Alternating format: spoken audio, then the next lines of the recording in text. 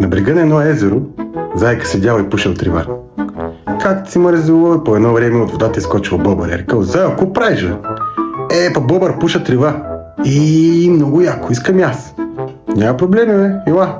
Обаче много слово, искам хубаво да дръпнеш, да приплуваш езерото и чак тогава да издишаш за по-голям ефект. Бобър рекал: няма проблем. Дръпнал, приплувал от друга страна, издишал, рекал: голям кеф. В същото време изкочвал хипотама и рекал: Бобър, ко правиш, бе? Па пуша трива. И аз искам така. Дама от другата страна при Зайо. Сега ще отида вика да си взема. Отивай, той е още там. Тръгнал хипотама да плува. В същото време Зайка така се наковал, лежи и не знае къде се намира и гледа небето. Хипотама започнал да плува, тъмън да излезе на брега. Зайка като го видял, станали му очите на копчета, скочил и взел да вика: Издишай, Бобре, издишай!